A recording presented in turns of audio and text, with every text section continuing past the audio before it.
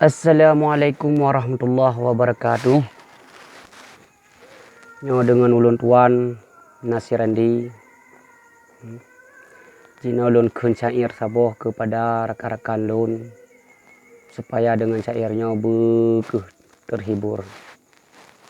Nyamban. Ada di Aceh takalan macam kemak megang sambut puasa kebepih rebah ni bawa tenyan di urang agam siaga jamita ladong kageblo musisia panggang untuk hidangan kemeng puasa di urang inong gejau pekan aso keranjang gomnyan jamita aso keranjang gomnyan jamita ladom blo camplika dengan bawang ladom boh gantang on bawang benang pomangan ayah hati ka senang wate mak megang gebah belanja geblo breh lekan gutet kelemang ngan rago sajan wajib gepena tagun buta pe pate on pisang gepegat timpan ngan aso kaya gepegat timpan ngan aso kaya wate malam pun taraweh datang inongan agam kenan gedeka di kemeng subuh golom troh azan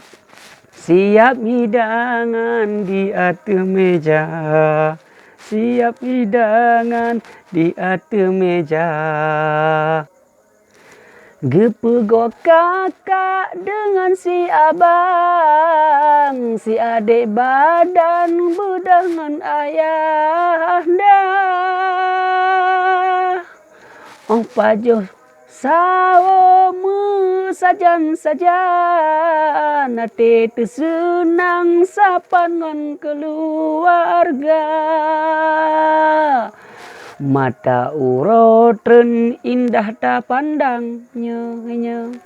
ketika azan troh wate asa poma di rumah masak hidangan di ayah sayang gejak belanja di ayah sayang gejak belanja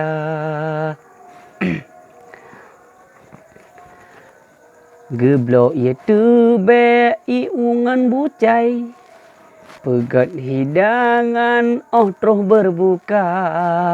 mita boh rom ngan goreng pisang ngan cindoi sajan sinan pikana ngan cindoi sajan sinan pikana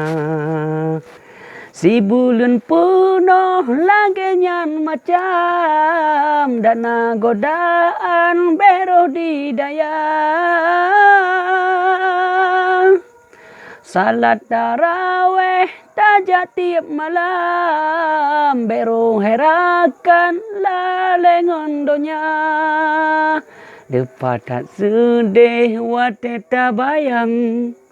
gerakan rakan jiuh ngan poma udip lam ranto hantroh diriwang sebab awaknya